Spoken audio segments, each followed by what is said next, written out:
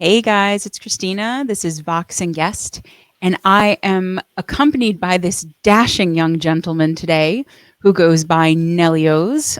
Is it okay if I call you Neil, or must I refer to you as the proper Nelioz? Oh, either. Well, it's actually Nelioz. It's just my name Neil. with IOZ on the end.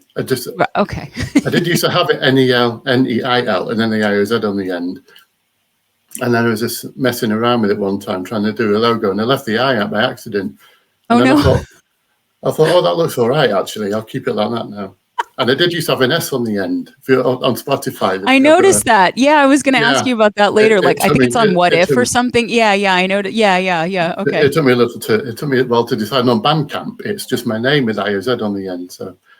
So I could It's really probably call a you bit whatever I wanted confusing. at this point. As long as it Oh sounds yeah, good or looks good, you'll I'll change your just name to adopt it. anything. Now I know. Okay, so I don't have to worry too much about that. Well, okay, so we're gonna go with Nilios, and I'll probably end up calling you Neil too, or maybe just O's or Oz or Oh yeah. Leo's or who knows. You're Joe. It could be anything. So, but anyway, so this is who I'm accompanied by today. You want to say hello to the people, Neil?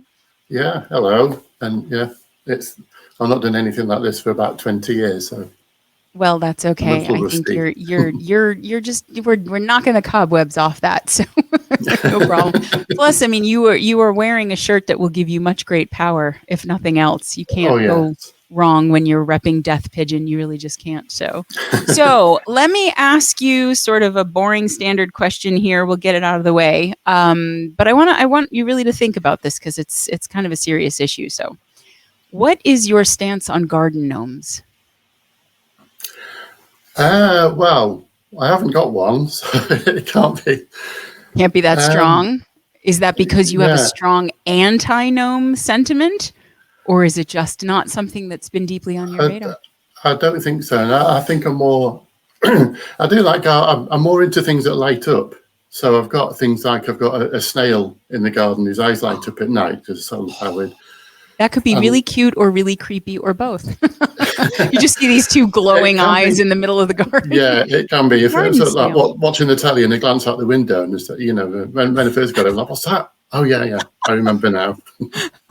I like that you just keep terrifying yourself slightly while you're watching TV, and then you remember that you've done it to yourself. So, okay, so not a strong feeling about garden gnomes one way or the other. You don't love them, you No, don't hate them. no, I don't think I've ever had them, Oh my goodness. even Maybe as you're even missing as a out. child. Maybe you should put one Oh, on the snail. well, Hmm? we were just in the garden centre today, so next time we go, I There might you go. bear it in mind because I've seen them there. And then just name it Christina. And then I can glow at Okay. you from the garden at night. Just my eyes will just be staring at you and freak you out while you watch TV. It's me and the snail. We're gonna hang out. So all right, fine. You're staying apolitical on the garden gnome issue. I understand a lot of artists don't like getting too deeply into that, but so thank you for indulging me. So let's get into it. So how long have you been in music and how did you get into it in the first place? Because I know you have quite the long career in bands, but I'm imagining it started even earlier than that. Yeah, well, I mean, it started from a recording point of view. It started about 83. Okay. And it was me and a friend called Tony, and we had these two. Because I'd not invested in a guitar. Well, I had, but I'd sold it to get by because I was quite poor in the early 80s. Sure. So he had these like two little, they're like toy guitars almost, but they were proper steel stringed and Okay. 6-string. And we had something called a Casio VL Tone keyboard, which is the smallest keyboard. It just had little buttons. It wasn't like keys properly. It was Oh, little it's almost like a buttons. keypad. Yeah, and then we had an Amstrad double cassette, and you used to be able to record something and then swap the tapes over and then record the backing that you just done. And Oh my goodness. after a few times, it ended up you could hear hiss more than you could hear any music. But You just became so, like a Snake tribute yeah. band or something, just all the time. So, but wait, okay, so that's recording. But when did you first realize that you were into music? To back up even further than that, was it guitar that got you into it? Was it keys? Were you a kid? Were you a teenager? It was drums to start with. Okay. I used to I was into, well, first of all, I was into a program called The Tomorrow People, which Okay. is like, it's like a British sci-fi thing about people who communicated with each other telepathically. But one of the guys out of that was in a band called Flintlock, and they had a daytime TV show. Okay. And this guy was a drummer, and I really had a passion to play the drums. Mm. And we couldn't afford a drum kit. Well, my dad said he couldn't afford a drum kit. Maybe he just couldn't afford the pain medication for the headaches that the drum kit would cause. But yeah, one way or the other, you did not get a drum kit. Okay, I understand. Yeah. So one of my friends over the road, he got a drum kit one way or another. And so I decided to invest in a guitar because I could afford a guitar. And I saw one secondhand on our school notice board. I think it was about 13. Oh, okay. So I bought an electric guitar and an amp. And then, that's how I first discovered that I wanted to play things. Well, I couldn't play the guitar for absolutely ages. Okay. When we had it, and I didn't even know how to tune it, so we just made lots of noise. Neither of us being able to play. That's kind of step well. one, yeah. You want to begin with the tuning generally, Neil. That's like a pro move. Just a little tip there for you. So okay. So then I had a couple of guitar lessons at school. I think I managed about 3, and then they said I couldn't have the guitar lessons because they clashed with English lessons, which was a core subject. So yeah, you the kind of guitar can't lessons skip English. But he did teach me 12-bar blues and like taught me a few chords, and then I built on things from there really. Okay. And at what point? Because I know you are a big rhythm section guy. At what point did you get into bass then?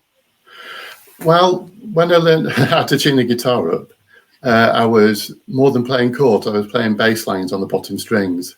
Oh, very cool. It took me a while to get a bass guitar, and I think somebody actually gave me 2 bass guitars, and then neither of them worked. And I had a friend who was into electronics, and he managed to cobble these 2 bass guitars together and gave me something that vaguely worked. So he Frankensteined you a basically working bass guitar. Yeah. Okay. Well, that's pretty handy. And was that a love affair right at the beginning too? Did you connect with that more than the guitar, or were you just still sort of mostly interested in drums at that point?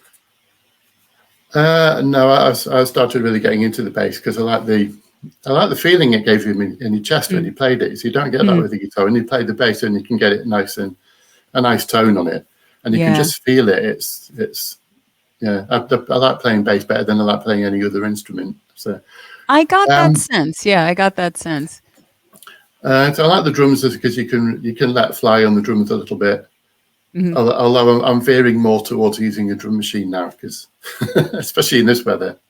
Oh, well, yeah. I mean, I see you have an E-kit behind you. Is that a Roland or is that a... Oh, yeah. It's a very, very small Roland. It's okay. TD1, I think. Oh, yeah. It's a baby. It gets the job done, though. Oh, yeah.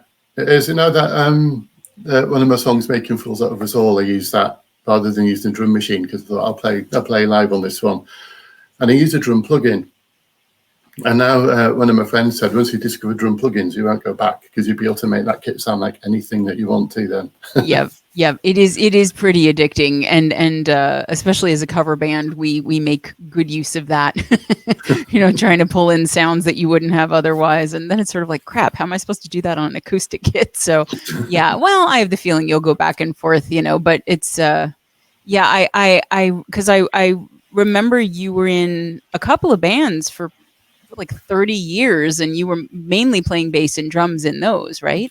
Yeah, well, I started off because I didn't have a drum kit. I used to practice on pots and pans and margarine tubs, and then classic choice. I didn't know how it was all going to work out because I still couldn't afford a kit. Mm-hmm. And then we did this charity do. I can't remember what it was for now. I think it was to save a church from being pulled down. Okay.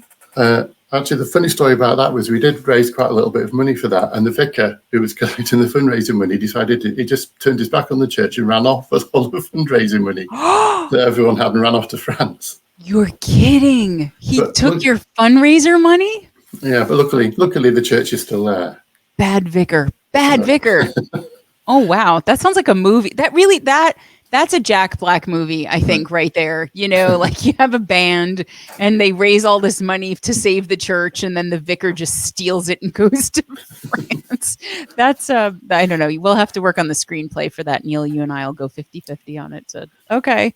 Okay, so the church is still okay. Oh yeah. But so you that was But getting us to how you started in like Beyond the Pale and Velodrome and well, there was a drum kit at this place we did. Some conservative club, I think it was, and there was a drum kit there, so that there was a band playing, but they didn't have a drummer. So I just got up and just put into practice what I practiced on the pots and pans on a proper drum kit. Oh, that's so cool! And to my surprise, I thought, okay, I can play a bit then. It actually translated. So yeah. And I mean, did it feel natural after? Because I know with drums, so much of it is, muscle memory, right? Yeah. And did you feel like you'd arranged your margarine tubs and your pots and pans so that when you went for the cymbal, it was the cymbal instead of the margarine? Or, did it, I mean, I imagine it took a little bit of adjusting to play on a real kit. Yeah, and I had to keep a close eye because as I got on, I didn't have to look at what I was doing. I just knew what was there and where it was. Oh wow! Okay, that's pretty. So you got that. But I still can't do that with the guitar. I can't play guitar and sing at the same time without looking at what I'm doing. I know a lot of people do that, but I really do find it impressive anytime anybody can do that. I mean, for me, I think the pinnacle of impressive is singing drummers, but singing guitar players too. I don't really understand how you're doing one thing here and then another thing here, and you're keeping both of it in place up there. So I'm with you. It's one of the good things about recording on your own, I guess, is you don't have to play them at the same time. So were the bands that you were in, through the 80s, 90s, early 2000s, were those originals, cover bands, bit of both, a mix? It was cover bands. But I think we did one. I think we did one or two, not cover bands, but original bands. We did one or two cover versions of things. But okay. And so I think I think there was one time when we did all cover versions, but that was because somebody booked us for their wedding anniversary. Oh, yeah, okay. Can you play this? Can you play this? Probably wanted to hear things they knew. Yeah. Practicing. Yeah. Okay. So, I mean, were you writing songs for those bands too, or were you mostly playing stuff that other members in the band were writing? Or well, predominantly it was the singer when we first started. Okay. And I think we got together because there was a community music group just up the road from where I lived, and he decided to go down there just to see what was happening, what was going on there. And then they asked what I played, and I said drums, and still not being able to play very well. But they said, "Oh, there's a band looking for a drummer. Do you want me to introduce you to them?" And I said, "Yeah, okay." So we had a rehearsal, and they. Yeah, they're like what I think they like me because I was fast. Well, that depending on what kind of music they wanted to play, that can be a main criterion for picking a drummer. So okay, so you really, I mean, pretty much from when you started in music on, you've basically been doing originals all the way through. Yeah. So that's interesting to me because a lot of musicians who've had longer careers, like at some point they do. A long stretch in cover bands. It's kind of like, I mean, how successful were these originals bands? Like, were you getting booked a lot? Were you able to really get out there and play? Was it? Well, we had to do a lot of chasing for gigs. I don't think we had people ringing us up. Maybe once or twice if they were stuck. But no, we had to go and chase. Pretty much every gig that we had. Yeah, I don't think too much has changed there. and there always used to be, paid to play. So it depended on so most of the time we probably made enough for a taxi home each if we were lucky. That's the worst when you go and you play for hours and hours, and then you find out that your food tab and your bar bill is more you owe the venue money. That's the worst feeling, but it happens a lot. So okay, so you spent 30 some odd years in these bands, and then at some point you just decided, within the last 10 years, I'm going to go it alone. What made you decide that you wanted to be a solo actor? Was it sort of circumstance or? So that's a pretty big change to go from Yeah, playing with other people for decades, and then all of a sudden you just decide to do a solo project. yeah. Well, I did. I did do solo stuff before about mid late 80s, Okay. and then I got with then I got with Beyond the Pale in the late 80s, and that carried on till about early 90s, and then it morphed into Cafe Assassin. It was still the same members. Oh, okay. The band has changed. They just wanted to take the Irish element out of it because I thought because there's 2 English members and 2 Irish members, then it wasn't. There was something a bit more generic. Okay. And something with assassins and brunch for the cafes. Oh, so yeah. okay, all right. and then that carried on for a long time with Cafe Assassin, and then it started fizzling out a little bit. Because we had people leaving, and for a while it was like just 2 of us, and I think we did a studio album, and it started off me playing drums and bass, and then Rob doing all the guitars, and then we drafted another drummer in, but we knew that we couldn't have him full time because he was in another band. Yeah, that's always the way. And then we drafted in another drummer who was a bassist from another band, but he wasn't very good at drums. That's a problem. So yeah, so he went, and then we got another drummer. And the strange thing about the other drummer that we had, he was really good at what he did, but I always wondered why he played a left-hand kit, because I was looking at him and he was writing with his right hand. Okay. And I said, I always thought you were left-handed, and he said, no, just the only kit I had to learn on was a left-handed kit, so that's the only way I know how to play it. Yeah. So he taught himself to be a lefty drummer. That's pretty cool. Okay. So and then at some point after that there was Velodrome, and then you just decided to do the Nelioz project. And well, yeah, I mean, but what happened with Velodrome, we started out with we only did 1 gig with Velodrome. We used to practice every week. And we got really proper solid, and the everything was really sounding tight and really good, and I was really enjoying the music. And I think we did 1 gig, and we were just about to go in the studio, and then I got really seriously ill, and I went into hospital with stomachache, and it turned out to be bowel cancer. So I had I went through that for about 2 years because I was recovering. Then it came back, and then I had another operation, and after that one, fingers crossed. Yeah, everything's okay. I'm so glad you're okay. Yeah, I remember reading that and thinking, oh, geez. So, okay, I didn't realize that was what cut the band short. Okay. Yeah, but they split up while I was ill, so I wasn't there to mediate between them. Oh, no. So by the time you got back, it was done. Okay. Yeah, and then we were trying to get, the guitarist who left, and we were trying to get him to come back in the band, but he wasn't having any of it. And then I decided to just I'd had a couple of songs on the back burner for that band, and I thought, and also somebody gave me a recording studio because it had broken. I was doing that. I got getting 2 broken basses to start with, and then somebody gave me a broken recording studio. Okay. So they said you can keep it if you can get it fixed. You can keep it. So I took it to this place. He said he needs a new coil.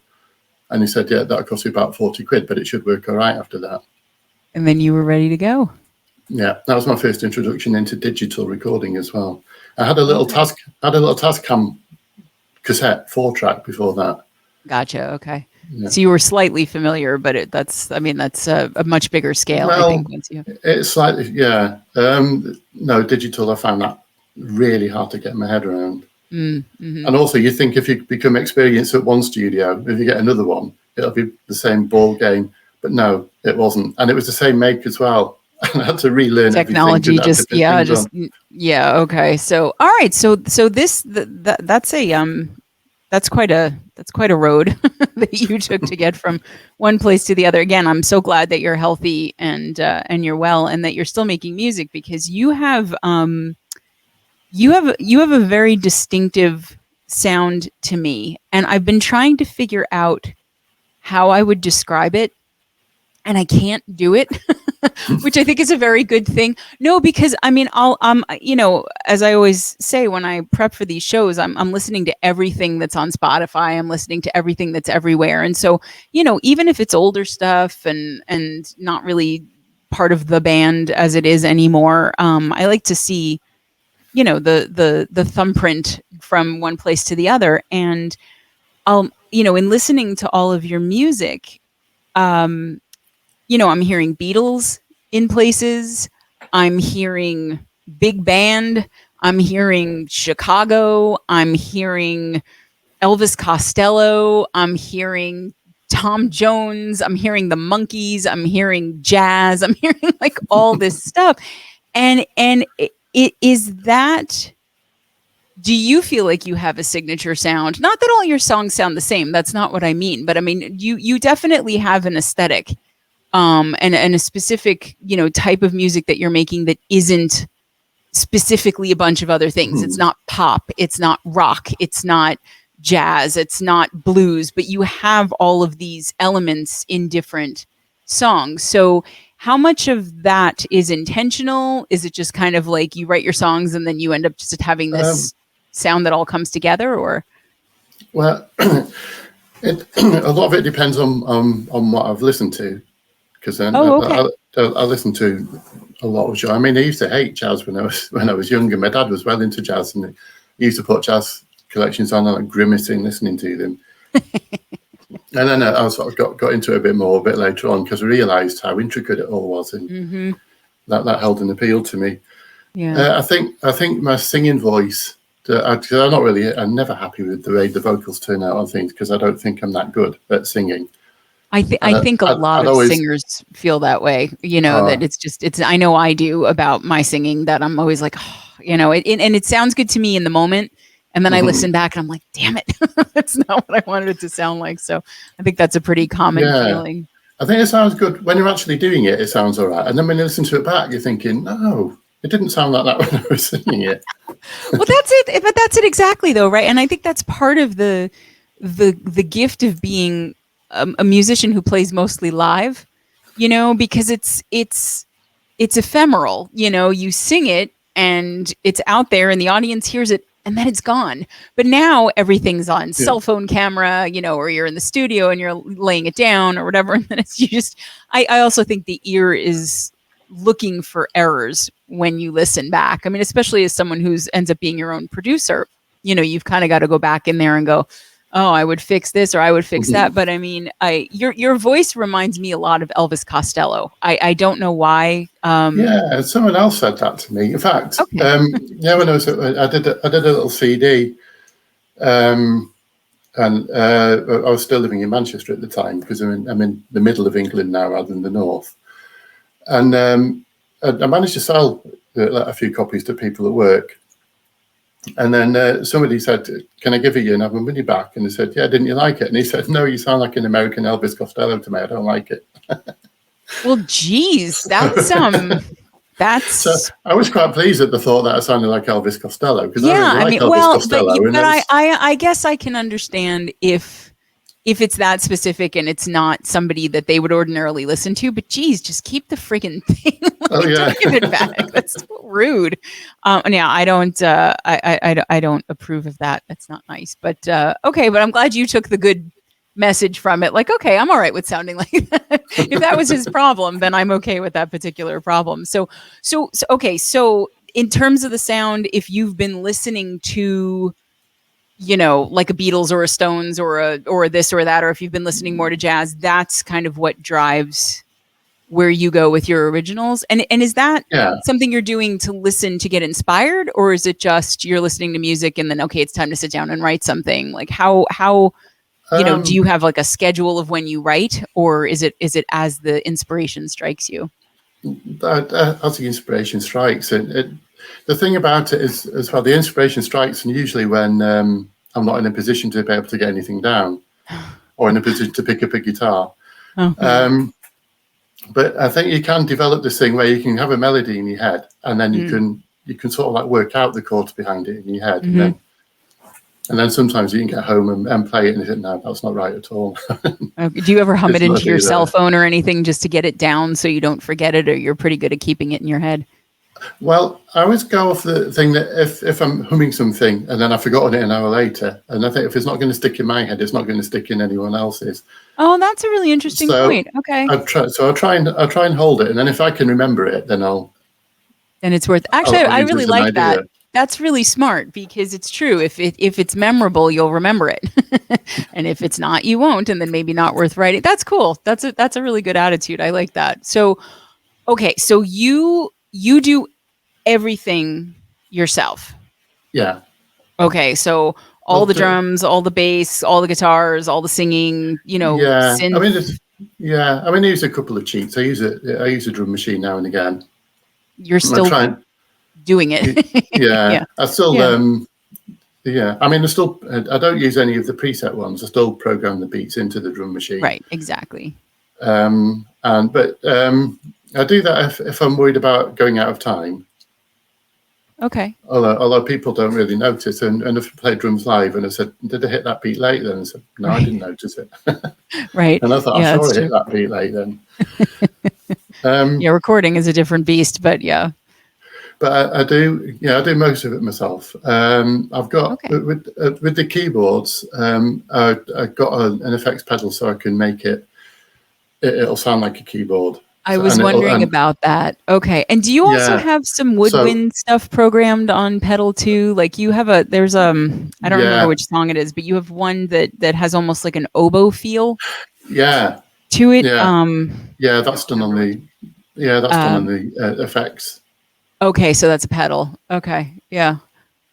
Okay, so and I was surprised how realistic that sounded. It's really pretty. Yeah, it's really pretty good because I was only thinking, what is the likelihood that he actually plays the oboe? I was like, maybe he does, but I'm wondering if that's a pedal. And but yeah, it is very convincing. I like to be able to play the oboe. I've had a go at trying to play saxophone, and I don't like the way that makes your lips feel low. Your lips just go like numb. It's like being injected I played at the clarinet dentist for a long time. It was same kind of thing. You just in the wood, but maybe you can get somebody to give you a broken oboe or something. And then you can, it seems to be the way that you get everything that ends up working. So okay, so I have so many questions because you have so much that you do, and you're fairly prolific. So I wanted to I love asking this question because every time I ask it, I get a different answer. Even though you would think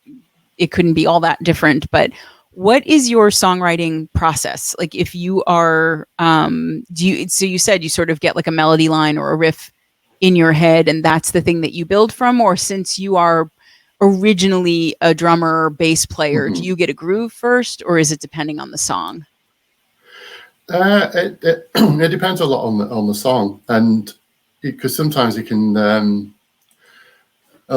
one or two times it's happened where I've just thought of a line of a song in my head and I think, oh, that's a killer line, and then I'll build around that and try I'll try and incorporate that. A lot of the time I get the rhythm for something first, and I'll get something and I get a nice beat going in my head, and then I'll add, that, put a bit of bass behind that, and then so I think it's the rhythm section generally comes first, and then I build on around there. That makes a lot of sense to me, given where you started too. And then you would hear the groove first, and then lyrics generally last. Although I used to write lyrics first, but that was because I lived in a shared house. Like multi-occupancy house, and I didn't want to wake anyone up. So I used to, sometimes I was a bit evil and used to practice drums. If you were in a bad mood or something, you just sit there and start with the drums at 3 a.m. Just Okay, yeah, and I want to come back more to the songwriting process, but you mentioned your lyrics, and your lyrics you have some stuff that is really funny.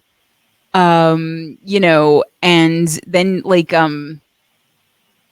Racing from Chester, I saw the I saw the title and I was like, oh, I wonder what that's going to be. And I don't want to spoil it for people, because if you haven't heard it, it's worth listening to. But you That was either it was really late at night, or you read something really weird in the news, or you had a really strange dream. But I mean, like, Oh, that was just so funny. I'm well, listening to it going, what is so, he, where did he get this idea? that came about. There was one of my friends did a play, and he put it on at this theatre.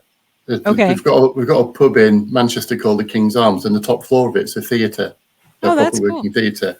Okay. So this play was about horse racing, but it's more about somebody who was addicted to gambling and got in a whole load of trouble for being addicted to gambling. Okay. And he wanted a soundtrack of like horse racing. Okay. And then we had all these commentators in, so I had all these people, one or two sort of like locally famous actors around my house as well, doing these voiceovers of horse racing. And then I got like these various horse racing sounds from the internet and the things like the traps going off. And I fed that in behind it, and he gave me a CD, and he used that as a play. And so I thought I'd just write a bit of a sketch to go behind it. Yeah, it's not the first comedy sketch I've written. So we did have a brief stint with me and someone at work writing comedy sketches. Oh, okay. Yeah, it had a very Monty Python kind of of a mentality to it. But yeah, you guys, if you don't know the song "Racing" from Chester on the Dandelion album, go sit and listen to it, because you at first it's going to be like, oh, okay, this is interesting, because I'm like, oh, I wonder if this is going to go into like something that just sounds like a race or something that's really fast. I'm like, no, wait, what did he just say? So I appreciated that. But so so a song like that, or a piece like that, I don't know if you would call it a song, but it very funny. And then like Helen, I'm listening to the lyrics to that and going, okay, there's a lot of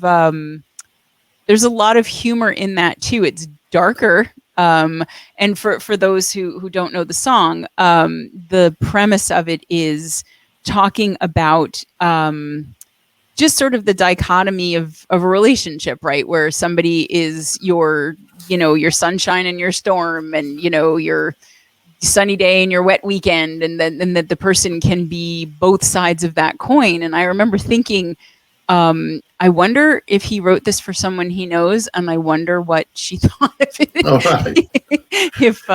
if you did. No, it's funny how that came about. Actually, that was another half-baked idea that I had, and it was supposed to be for a musical. Okay. And so there were. I did write a few songs for it, and then I started trying to write the script. And the premise of it is that when I had this idea that when you die, and you either go to heaven or you go to hell if you're religious. And then that's that forever. You've got no chance of redeeming yourself when you go to hell, or if you go to heaven and suddenly decide, right, I'm just going to have an off day here, and that piss people off for the fun of it. But you still stayed in heaven, you wouldn't get cast down. So Helen was a halfway house between heaven and hell. So it's like heaven and hell spliced, if you like. But so those songs have a lot of humor, and then you've got some lyrics that are really intense, really dark, really regretful and angry and longing. And I would say the bulk of your lyrical catalog is more in that vein. And as I always say, we talk about mental health a lot on this show, but I really felt like, okay, the funny stuff is very funny, but I feel like as an artist, lyrically, this is more of who you are. And it seemed like, especially with the Dandelion album, it seemed like you were working through a lot. And again, I never know how personal people want to get, so feel free to answer that as deeply or as surface as you want. But I mean, those are some intense lyrics that you've got. Yeah, I think the thing is that because I'm normally quite a happy person and satisfied with life, and I don't expect too much out of it. Okay. And I think the dark side of the lyrics is just the darker side of my personality being channeled in that way. So it's never really based on anything that I've lived through particularly. Okay. Or any relate. Well, one or two might be hinged on relationships, and some of them are hinged on watching other people. Like there's so like there was one I did. It's IT, and it was on because I put an EP out called Dark EP because the lyrics were veering towards a very dark. And they're talking about IT, and a lot of people thought that was about suicide, but that's actually about self-harm. That's where the razor across the wrist coming from, because I was aware of someone who used to do it. Generally, it's just things I observe. It's even things that I watch on TV or in films, but I just use it to maybe exercise demons and get the dark side of my personality out without actually it manifesting itself in your day-to-day life. Yeah. That's interesting because it feels personal, so I'm surprised to hear that most of it is observational or invented or kind of borrowed from someone else. I mean, especially there are themes of abusive relationships and being made to feel less than or unworthy, or having wasted away your love and your life on someone who didn't treat you the way you should be, and like that's all pretty I guess you have friends with a lot of difficulty or you just watch a lot of really sad TV, but it's interesting to me how you manage to put yourself into it, even if it's not coming from your life. A good bit of it is with other people's relationships, I know as well. And especially when you get the relationships where one side's having a bad relationship, and I've had people confiding in me because I'll just sit there and I won't even tell them what to do or offer any advice. I'll just sit there and listen to them just so they can offload it all. That's the best thing to do most of the time. So some of it must come from that as well, especially on the relationship side of things.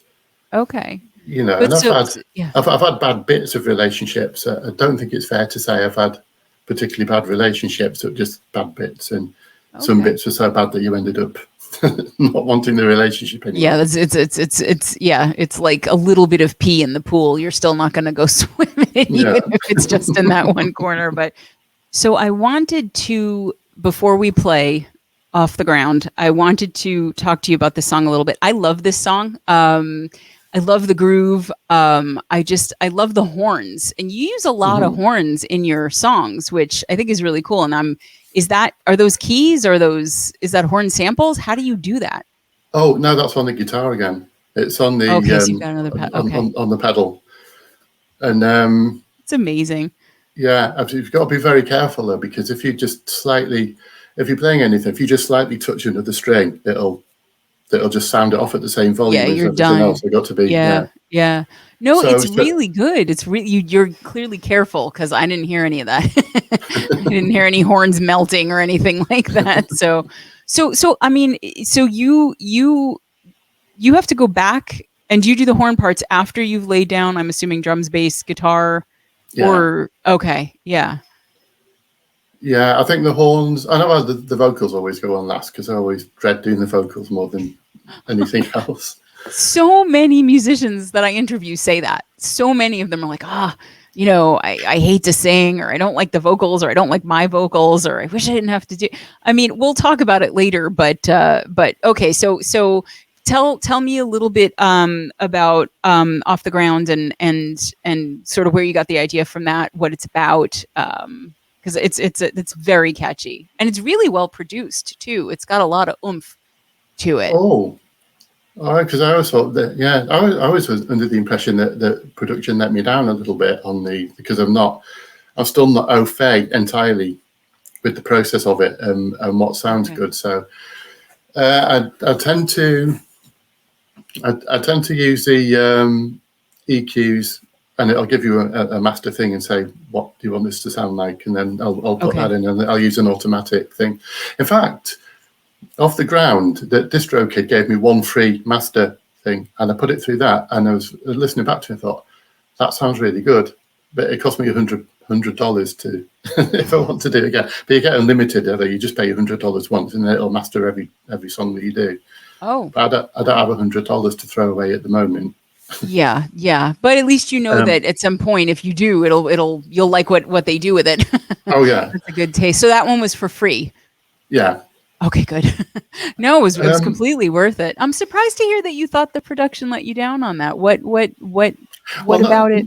yeah, not let me down. It's just that I always like run things through, and what are the production things sound like, and I always think that people manage to get a bit more space, like so you can hear every single instrument that's going Right. on. And Right. I know with that song, I was listening to it because there's a bit on it where on the bass, and I do an octave, and it's like a ding ding ding ding ding ding ding ding, Hmm. yeah. But you can only Hmm. hear the top notes, so it just looks like I'm doing. It just sounds like I'm doing an offbeat. So I'd love to See, be it's able funny to. because that's one that I listened to the first time in my car, and I felt like I heard both parts. So maybe it depends on where you're listening to it too. Yeah. The car speaker test to me is, whenever I used to go in studio and record anything, it'd be like, okay, it sounds great in the studio. Let's go Mhm. get in the car and see what it really sounds like. So maybe you'll like it better if you listen to it in your car. All right. But I'll have to. Yeah, I've not listened to that one in the car. yeah, But, give it a try because I don't remember I remember noticing the bass line on that song because it's so much of the groove, and I heard everything very cleanly. I heard the horns, I heard the bass, I heard the drums, the vocals, the harmonies, everything. So yeah, give it a go. So, but before, okay, no further ado, let's run the song off the ground.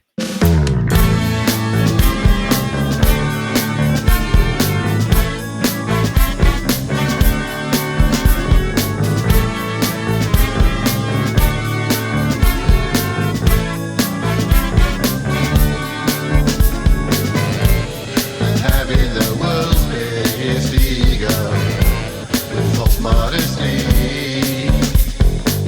built on superficial confidence, masking insecurity,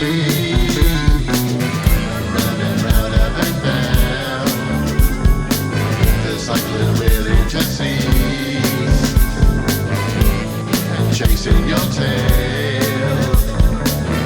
When's the kind of relief?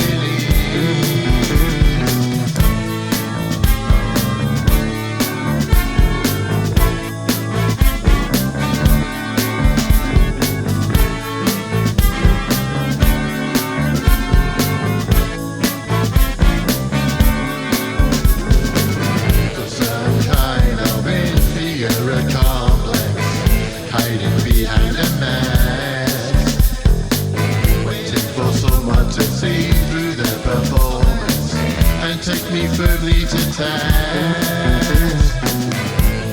Treading the treadmill and gasping for air, reaching for nothing and no soul to bear. What the hell? I've no tale to tell. Of them much is true, but then neither have you.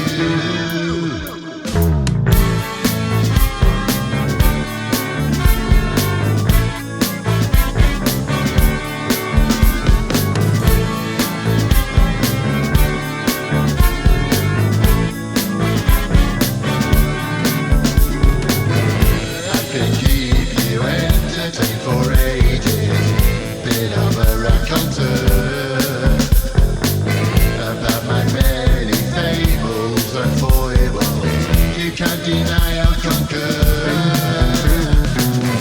Here we'll go again on this merry-go-round with our head in the clouds and our feet off the ground. What the hell? I've no tale to tell. All this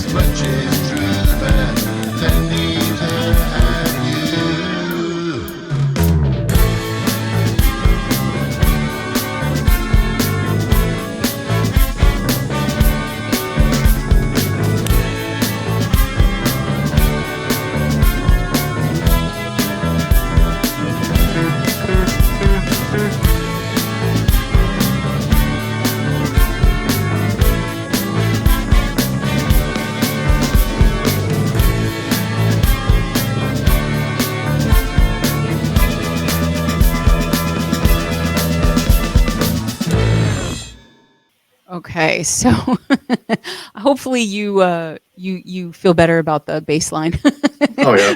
either from this or from when you do listen to it in your car. So, I mean that song. I'm not exactly sure in the timeline where that was. That's not an old song, but it's not your newest either. It's not. It's not my newest. It's a reworking of one that I did for my band at the time, Coffee Assassin. Only I changed it. I changed the hook round. What was after when I did it originally? I was after sort of grooves in the heart type feel for it. Okay, the Delight song. Yeah. Okay. Yeah, Yeah. and something that people could dance to. And then when I redid it, I did it with that riff, and I thought I don't like this riff now. And originally it was played on the saxophone, and I tried to do it on the brass bit. You mean you mean that? Yeah, that's Yeah. the well. But okay. So you didn't like it. It was because it was on the sax though that you didn't like it? No, I just didn't think it fit because I slightly rearranged it, and Okay. and then yeah, it didn't seem to fit the original thing. So that's how. So the hook on it is brand new, and the lyrics are brand new as well. Oh, okay. Completely rewrote the lyrics to it, just to add just to bring it so that it was a bit more generic. Because the old lyrics I wrote for it, it was a song called "Bigger and Better," and it was about the people's impulsion to have the next big thing. Okay, I got you. Grass is always greener, like yeah. always chasing. Okay. Okay. And I always used to be of the mind, especially with a couple of people at work. I said, "Now I watched Titanic on Blu-ray," and I just said, "Well, I watched it on a normal DVD, and it still sank." And then so. Like still in the water, Yeah. so it might not have been in Blu-ray, but I hear you. So you're kind of you don't fall in for all of that, all the bells and whistles and No, well, now and again. well, you are human, but it doesn't sound like that impresses you more than it should. So that's interesting. I mean, I think in terms of your music, how does that factor in? Do you keep it because everything that you put in clearly has a place. You're clearly careful about making sure that each part has its sonic space. Do you, I mean, you've got the tiny, TD1, you've got, you seem to sort of, make do with your broken bass and your broken recordings too. But like, I know they're fixed. Yeah, but I got a better bass now. I've got a couple now. I was in a position where I could overhaul a lot of my musical stuff. Get a lot of the stuff out. Yeah. But I mean, do you feel like that sort of carries into your music, that you're not chasing a particular sound? You're not trying to get the thing that's on the radio right now. You're not over producing it, overdoing it with anything, or are they just completely separate? You're off music life and you're in music life. Well, the thing is, I don't listen to an awful lot of new stuff. I think the newest stuff that I've heard is with being in the band together and listening to all the bands on there. Yeah. There's endless music. Yeah. There is. There's enough to keep me going. So I've got a few playlists I listen to when I'm driving along that I've compiled. And so I tag people in them because I know that it gives them a few more listens. Yeah, absolutely. So I got one or two favourites on that as well, like Anger Overdose. I mean, that's when they did that song 1999. My eyes popped out and heard that. I thought, wow. Yeah, it's a great song. Yeah, and it's always cool when you have a song that, like, a band that has a sound and then they add in, like, Militia joined and did the vocals, and it was like, oh, this is a whole other element. Yeah, so I could see why you'd like that too, because you like to rework things too. So having something new on something that isn't an existing paradigm, I could see that kind of lighting your brain up. But what I hate to call it popular music, but like what signed bands on the radio are you listening to? Is it mostly older stuff since or do you even bother with the radio anymore? Oh yeah, we have the radio one. We have this station called Greatest Hits Radio, and they're pretty much 70s, 80s, 90s. Oh, okay. Yes. Yeah. And you can't go wrong with that. Yeah. So that's what's on in the house most of the time. Okay. and in the car sometimes as well. But it depends who's driving as well. Because if my stepson's driving, then I have all sorts of things in there. And what was he getting me into? I can't remember what he was getting me into. There was something. He got me into Metallica a little bit. Okay. Not exactly new, but And that was good. No, and then you'd not listened to Metallica before? I mean, they've been around for since the Earth cooled. So not the songs he was not the songs he was playing me. No, I did just the more okay, older stuff. stuff and Justice for Us. Yeah, Yeah. that, like the back in the day era, the golden years. Yeah, and then there's Okay. another band. There's another Oh, he band that likes got me Metallica. into. It wasn't Limp Bizkit. It's another one beginning with L. I can't remember. Dua Lipa. Oh, that's begins with a D technically, I Yeah, guess. no, L. That's a pretty heavy broad band. category. We could turn this into like a 9-hour interview and just name every band I can think of that starts with an L. But so it sounds like he's not necessarily into super current stuff either, which is good. I mean, the kids do sort of teach us music that we might not otherwise Yeah, listen to, but it sounds like he likes some, if not older music, older bands at least. At least yeah. Metallica. I think it works like that with the parents though, because my dad got me into like the Rolling Stones and Queen. Okay. And he Oh. liked those.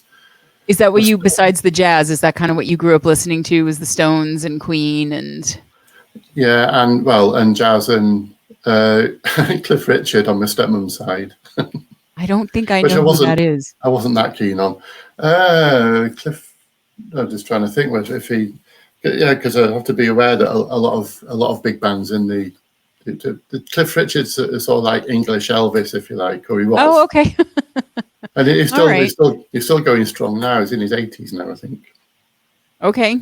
That's some longevity there, but yeah. okay. So you didn't dig that too much when you were a kid, though. You were more drawn to the Stones and the Queen. I mean, you can't go wrong with Queen. Oh, no. What a time to be alive.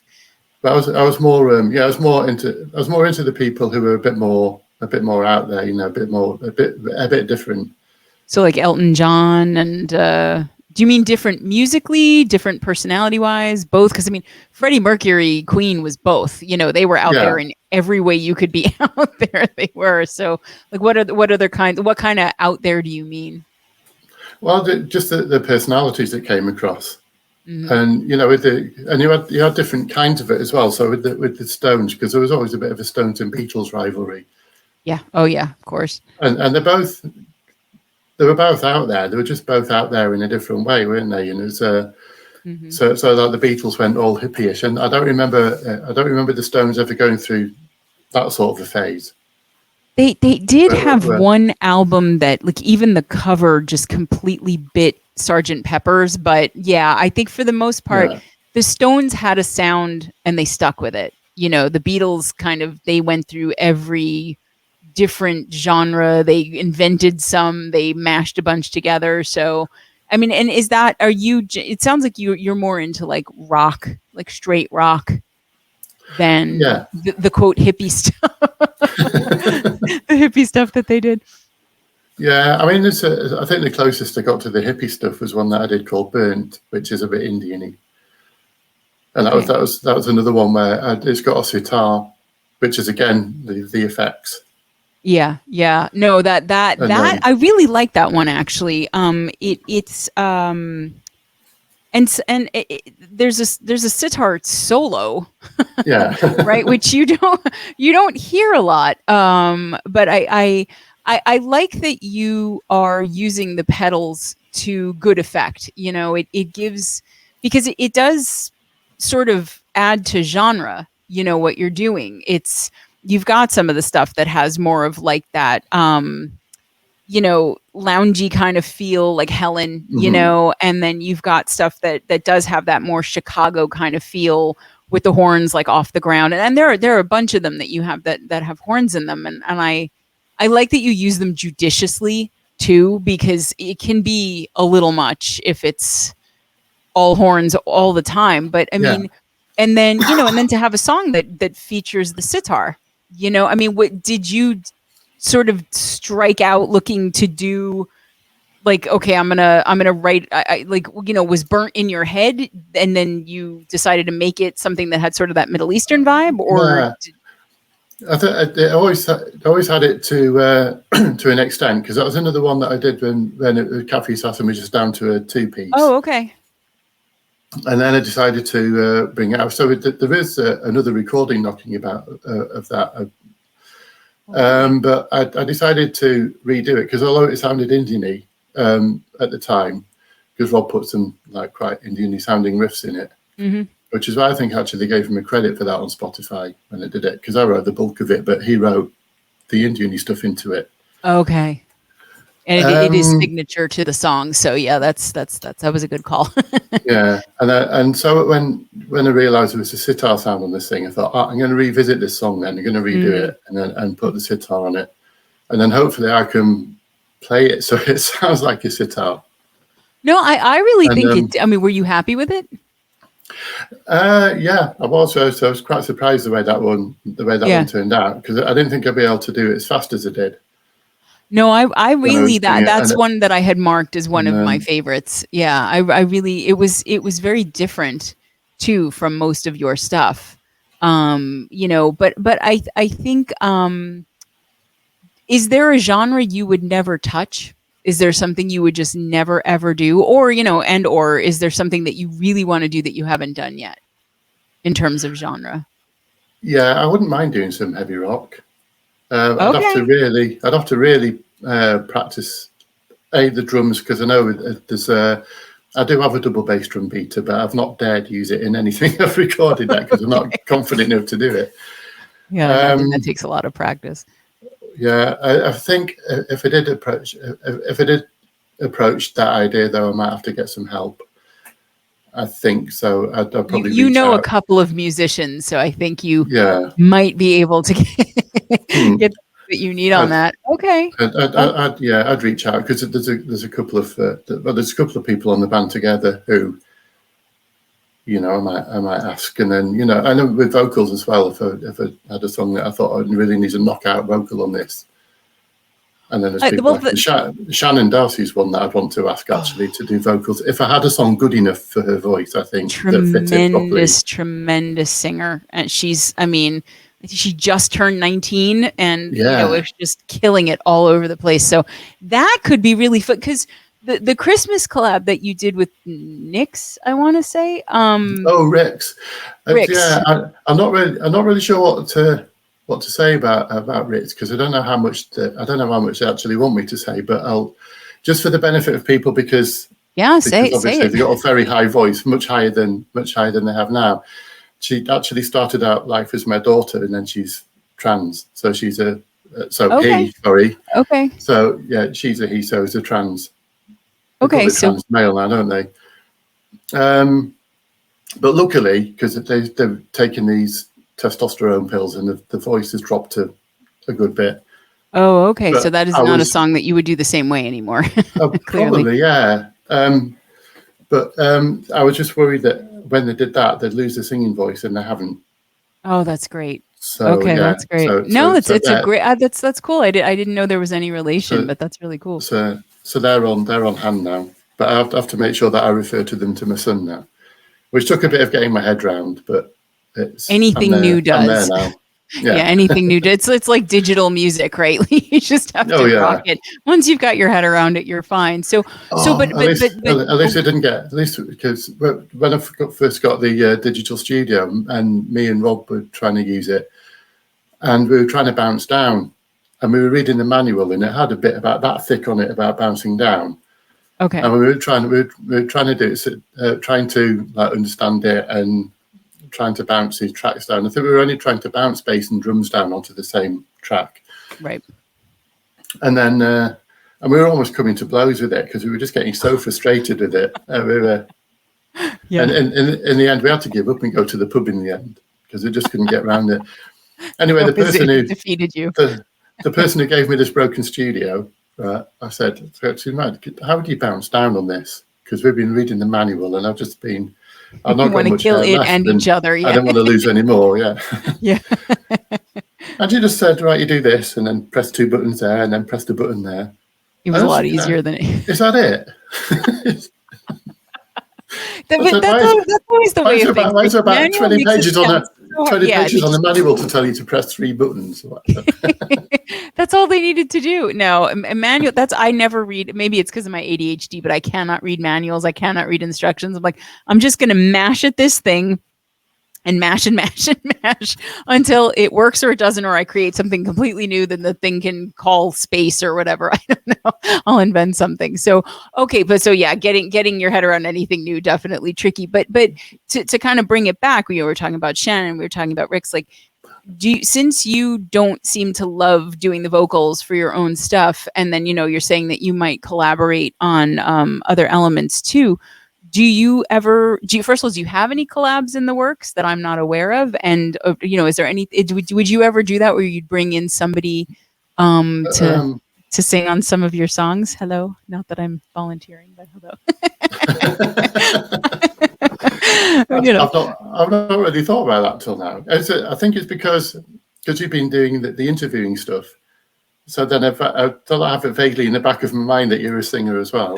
People always forget. As I say, I do sometimes too, because I'm so busy promoting everybody else's band that I'm like, oh wait, I do actually belong to one I should probably talk about sometimes. But yeah, no, because I found myself on certain songs singing along, like In the Sun, and as I said, Off the Ground, like very much like that's and Burnt even, just although I was kind of harmonizing with the sitar, but that's a weird thing that I do. But would you ever consider, or even just bringing in someone to sing with you? Because I'm asking partly because you said that you don't like doing the vocals, and also because since you do this and you're the guy and you can do whatever the hell you want, have you thought about that just to kind of keep it fresh, or have like a guest guitarist, or something where you could really just dig in on the bass and the drums, or any plans for that, or any do you like that? Yeah, I mean, I've not figured out who to ask yet. I mean, I've asked I did ask one. It's another British artist, Sam Brown. She was quite successful about late 80s, early 90s, I think. Okay. And I asked her, but the thing is about Sam Brown, she lost her voice about 2006, 2007, and it's never come back. So she's not been able to do that side of things. Oh, that's awful. But she brought an album out with and she'd done it electronically. So she'd used some sort of that vocoder. So she was singing into the microphone and playing it on the keyboard. Oh, I can't remember like exactly a Vocaloid thing, or I think, yeah. Okay. And yeah, so I asked her, but she said, but she teaches ukulele now. She said she was too busy with that, but I don't know how much of it was that and how much of it was, like, I don't even know this guy, and then like I'm not very happy about the fact that I don't sing the way that I used to anymore. Yeah, that's really hard. Yeah, that's really. I got politely declined, and then I've asked someone called Izzy Kershaw, because one of my favourite artists from the 80s is Nick Kershaw. I don't know how far he broke in America either. I think his song, he had a song "Wouldn't It Be Good," which might have got American flavor. Wouldn't it be good if we? It's got almost like a Beach Boys vibe. But yeah, I do think I know that song, and I think I really like it. I do really like it if it's a song I'm thinking of. Yeah, that would have been late 80s. Yeah, something like that. Oh, that's so cool. Oh, so this is I've relative. I've asked his daughter, because I discovered them on Spotify, and I thought, oh God, I really quite like some of the songs they were doing. Oh, okay. And I thought it'd be good, and that's a genre that I've not really paid much attention to. Okay. And I listened to it and I thought, I quite like this. I wonder if there's any way we could possibly morph styles, but they're a good bit younger than I am now. Yeah, well, so I say, the older you get, the more often that happens, I guess. Yeah. Yeah. But so okay, so you might do more of like a heavy rock song. Is there a genre you just feel does not fit on you at all? Because you do so many different ones. You've got rock stuff, you've got like synth prog rock type stuff, you've got some pop stuff. Like, so I mean, is there anything that's just off limits to you? You're like, I could not. Yeah, I don't like the bubblegum pop. Okay. That they did, like, say, I don't know, people like Aqua and Right. and Yeah, Barbie girl and all that. Yeah. yeah, I don't yeah. really I see definitely. I don't really see you. We'll have to get you all dressed up and tape some pigtails on you or something, and it will be an abomination, and it'll sell huge in the metal community. They'll just remix the hell out of it, you know. But yeah, okay, I can completely and fully endorse that. I do not see an Elio's bubblegum pop album in your future, but I do like the idea of collabs too, because one of the things that I've noticed with you is that you really love to do harmonies, you know, and you've got quite a deep voice unless you're tuning that down electronically somehow. You can hit a No, pretty bass. no, I've tuned it up. Well, the one that I've got coming out in July, when I did the vocal on that, I've tuned it up. But that's because I was quite pleased with the way the harmonies were turning out. I thought, right, I'm going to expand on the harmonies a little bit. If you have it up, yeah. And by the way, that Okay. song, do you want to say what the title of it is? That's coming out July 18th, or do you want to keep Oh, it secret? no, I think I've put it on Facebook quite a few times now. I was hoping to get pre-saves on it. Okay. It's Made of Stone, it's called. Okay. Oh yeah, no, I haven't seen And those announcements, but I'll have to go look for that now. As I always say, DistroKid never lets me pre-save anything, but maybe Spotify will let me do it. Although I can't do that either. There, now that I think of it. Okay, so Made of Stone. Okay, and Yeah. that's coming out July 18th. So that'll Yeah. probably be about a week after this airs. So Yeah.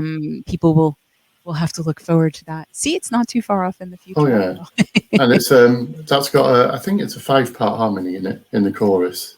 Oh wow. Okay. And You I don't know usually do that many harmony parts, do you? I'm not recalling. It's usually No. 2 or 3. Mm. Yeah. No, this yeah, I thought I'd give it a little go, and I thought I'd Cool. try and make it the main part of the song. And then so there's a bit where it's isolated and it's just the harmonies and no other instruments wow. going on at all. Oh. And I was Wow. listening to that back, and actually I was quite pleased with the vocal sound in that because I thought, oh, that sounds like a proper choir. No, that's great. And So, and you're doing that just by tracking, or are you adding any like pedal effects, any kind of choral? no, on the main vocal, I've got this little voice box thing where you can have chorus and Okay. and it's got Okay. it's got an auto tune on. If I can't hit a note, then I'll use an auto tune. If something goes a little bit high, so off the ground, the high register on off the ground, I had to put an auto tune on so I could get the high note in the Where the you want? chorus. Oh, okay. Rather than tuning it up, I see what you're saying. Yeah. Okay. And then, but I mean, I did double track that as well. So there's got so I'm naturally singing low on one and high on the other, but the high one was a little bit too high for me. Yeah, well, And- see, and- but that's why I was kind of interested in the fact that on the Christmas song you didn't do any main vocals on that at all, and No. so we've never heard Nelioz with you singing with someone else. That could be really cool, don't you think? At least Yeah. I had nothing that I heard on Spotify had anybody but you, or it was Yeah. the Christmas song that had Nick's on it, and that was just them. So. I don't know. I feel like that might be a natural. Anytime somebody tells me they don't like doing vocals, I'm like, oh, but maybe you haven't had the fun with it yet, like, or just really got, because I mean, harmonies are that's something that when a band or a musician does that and does that well, I find it really sets the music apart, because so many songs don't have harmony, don't use harmony, don't do good harmonies, don't do more than just sort of nominal backing harmonies. But when you really bring them in there and you put them very much at the fore, I think most of the time, especially on your choruses, you've got some harmonies going. So I think that could be really cool if you had multiple voices going. I'm putting it out there. Oh, I'm yeah. not looking for work. I'm just putting that out there. I wouldn't be mad at you, but I'm not looking for work or anything like that. But yeah, I don't know. Just consider it, because I feel like you've got, and the reason I'm mentioning it too is because you've got so much texture in your music, and I think that I like what the choices that you make instrumentally around, where to add just even some synth way faded in the back, but it gives you a, kind of a feel of something. And then, you'll pop in some horns, you'll do the oboe, the sitar, stuff like that. But again, as I said, it's judiciously done. And I think that makes all of the instrumentation so interesting, because there are so many places for the ear to go, and Yeah. so if it for me, like, being in a band where, I'm one singer, and then, Frank is doing double, equal duty with that and guitar, we can play a lot, when there are two different, whether it's a tenor and a bass, or, an alto and a soprano, whatever that gives you. I feel like that could be another tool for you to play with, so I Yeah. don't know. I'm just otherwise I'm just gonna keep singing along to them in my car, and I'm gonna make believe that it's like that anyway. So All right. there No, I were think we'd be able to find some way to make that work, I think, wouldn't we? that would be cool. Yeah, because the other thing that I've done, because I was recording on a standalone at Tascam studio, Right. and then somebody suggested like using Reaper.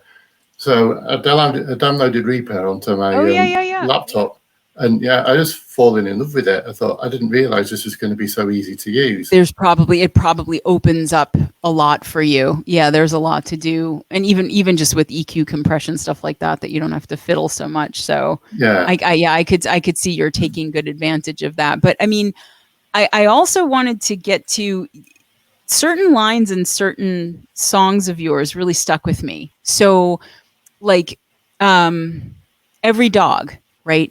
That song is pretty dark. It's really, not musically, but just lyrically, it's almost it reminds me of like a Hotel California almost, just instrumentally. But there's a line in there, and I'm sorry if I butcher it, but it's like, if I'm being positive, or if I want to be positive, I have nothing to lose. Mm-hmm. And I just thought that was such a great, dark, depressing, but really also funny line. It's like that gallows humor kind of thing. And you talked about doing the lyrics last, but I mean, I find that what you're doing instrumentally and then what you're doing lyrically, it all works together so well that I'm curious how much of the lyric, because I know you said you mostly start with bass and drums, unless there's a riff that occurs to you. And I know you said you do the vocals last, but it doesn't mean you do the lyrics last. So how much, at what point when you've got a groove or you've got a riff or whatever, do you start thinking through not just melody line, but lyrics? Because they work well. And sometimes if you do them way at the end, it's like, why is this lyric on this song? It doesn't make any sense. But I didn't get that with you at all. So kind of where is that in the process for you, the lyric writing? I think the lyric writing comes out of the music. So if the song's got a certain feel, I think the lyrics will go the same way as the song does. And it helps. So most of the time, I'm not actually really trying to say anything, or I'm not really trying to make any kind of a point, rather than just say. I've heard that all the lyrics came from the first line of that, and I came up with that line, and I thought, oh, that's really really it works. Yeah. And so everything just flowed after that one, and I got my pen and pad out, and it just flowed. It got tweaked a little bit now and again, because you have to make things scan as far as possible. Right, absolutely. But you don't feel like you're saying anything with your lyrics? I mean, I don't. Or you're not intending to, but you end up doing it. Yeah, I mean, I think what I mean is I'm not really trying to make any sort of statements with it. Okay. Because I used to go, that fairly political, and then I thought I'm not doing political, because that'll put your song in a certain place then. Right. Depending on what's happening politically at the time. Right. So I just tend to write more out of situations, and then Every Dog is about just being on your own, I think. Yeah. About being on your own and being unlucky, communicating with people. But it's interesting, I guess, because I really like lyrics that are, or at least seem, as we've heard, it's not really about you and your life, but that seem intensely personal. It's because Because I mean, so exhilarating, for example. Yeah. Talk to me about the story there, because that is a bleak. At least it reads that way. Where did that come from lyrically? It's originally that was supposed to be about being born. Oh, okay. And then breaking out from within the womb. But then Okay. then it's all that. I thought it was like a mental war, like a mental institution, or something. It did morph into it. It's like Okay. Then it blossomed then into being in some sort of secure unit with a straitjacket on, maybe. Okay. And then somebody taking your straitjacket off, taking all your bandages off. Right. But the thing is that you've been in this mental institution for so long that you've become institutionalized with it. So you only feel safe there. And so they're taking all these bandages off, and you're just so scared of what's on the outside of what it is. Yeah. And that's when they say, like they're taking these bandages off, and they said it's, I'm supposed to feel elated by this. Why am I feeling so scared by it? Yeah, it's supposed to be exhilarating. Yeah. Then, that's so.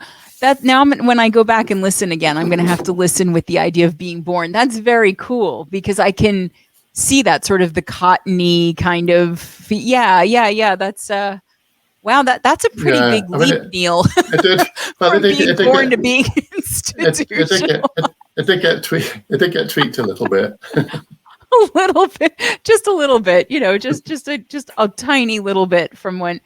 But see, you know what? It actually works on both levels still, though, doesn't it? Right? So, I mean, people could play that when their child's being born or institutionalizing themselves or whatever. I don't know. No, well, it's because when you're in the room, you're totally reliant on things that are happening around you, and then as soon as you're born, like you have to do things like breathe for yourself. Right, it gets real. Yeah. And then you have to like root or what. Yeah. Whatever. No, but it's true. It's the idea of being both imprisoned and protected somewhere, and then released for better and worse, right? So that makes a lot of sense. I mean, you could even turn it into something related to dying if you wanted to. It's just I found that song really interesting lyrically. I found a lot of your songs really interesting lyrically, because you have some really cutting lyrics in there, like the one that I mentioned about, if I want to be positive, I've got nothing to lose. Like that's, like that. I mean, and you may think it is funny, but it's also, that's really serious. And I mean, you do manage to do that a lot, but I like that a lot of your lyrics work on different levels. And I'm still kind of stunned that most of this did not come out of direct personal experience, because it felt like it did. It really did to me. Yeah, I think that went out to put myself in someone else's shoes, because I don't think I've ever been in a position in my life where I've been lonely. Yeah. I've never been totally on my own. I mean, I'm dependent. That's astounding. I don't cry. I don't have a cry for help very much. But so much of your music is about that.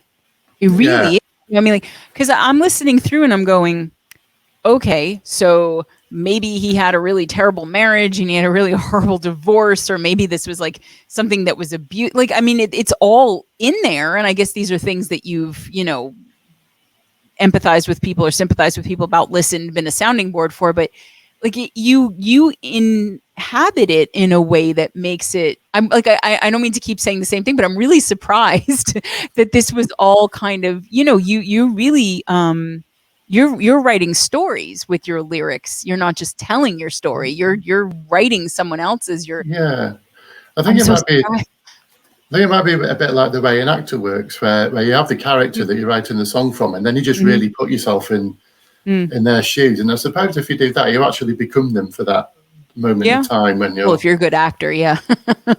I think that's the thing, because not everybody gets that right. So, and when it's not right, it's really off-putting because it feels disingenuous, and so that's why I because your lyrics are really thoughtful, and there is so much loneliness and there is so much despair and just, anger and feeling apart from things. And, I mean, okay, but so what about what if, for example, okay, which first of all, like I'm sitting there, the music comes on, I'm like, oh, it's like the Scorpions, it's got this really like big feel, this kind of arena rock anthemic kind of thing.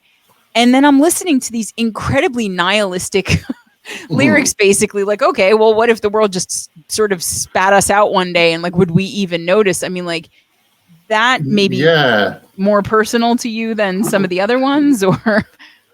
Well, it's a bit more through what I've experienced. It's a two-sided story. It's one's to do with social media, and especially with Twitter. I've got a love-hate relationship with Twitter, because I look at Twitter and I think, if this is what the world's really like, then we're all in trouble. Yeah. I know that feeling. Yeah.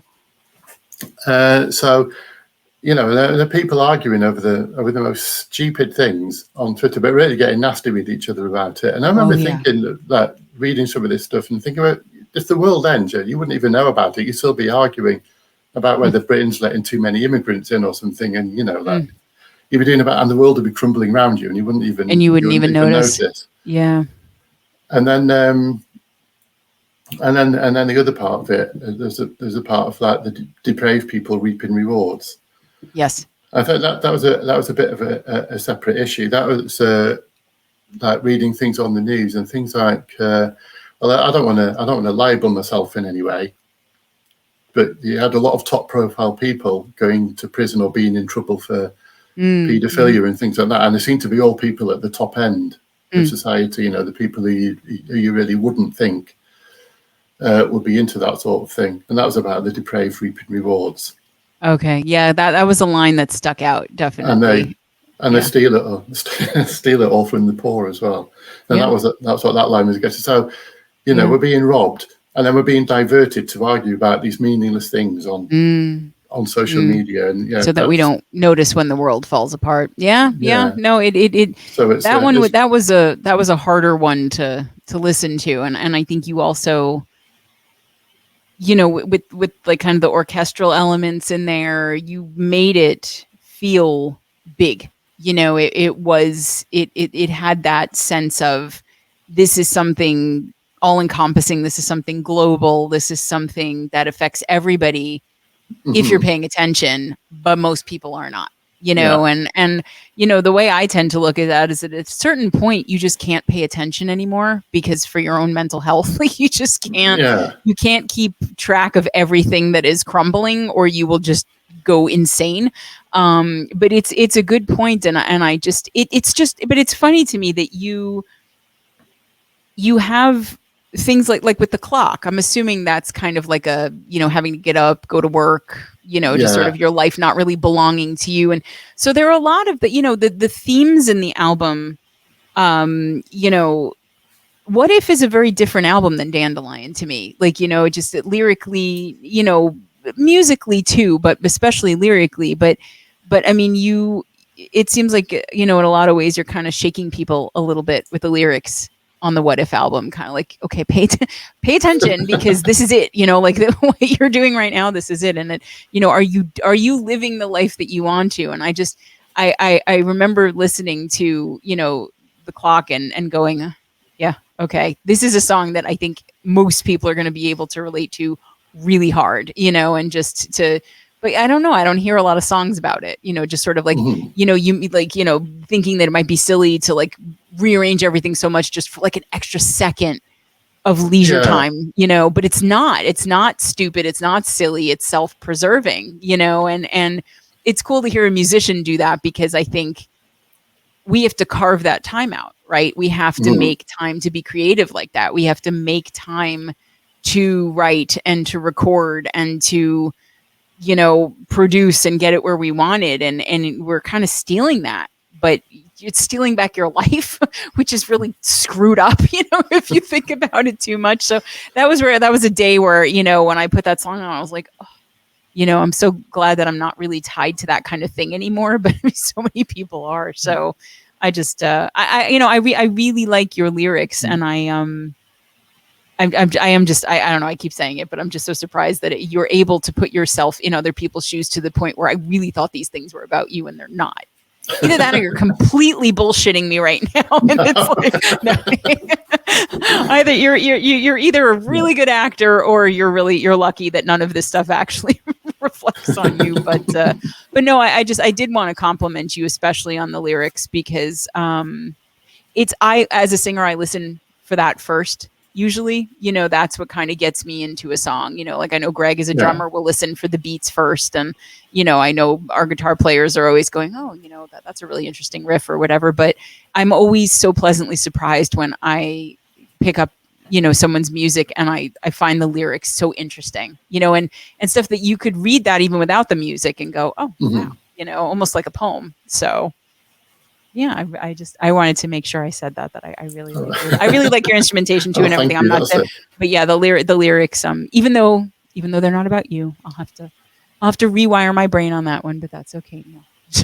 Just like for me. I suppose one or two of them would be about In the Sun is about the relationship that I'm in now and thinking, yeah, I really want to go for this, and that's what. Okay. That's what like the vibe for that one. Okay. And there's one on it called Divine, and that's similar to that. That's about the relationship I'm in now, or going into the relationship that I'm in now. Oh, that's cool. Okay, so you're putting a little Neil in the lyrics finally. I mean, do you find that you tend not to do that more because, as you said, you think of yourself as sort of a fundamentally happy, satisfied person, and so there isn't that much to pull from, or are you guarding yourself, or a little bit of both? Maybe. Perhaps a bit of both.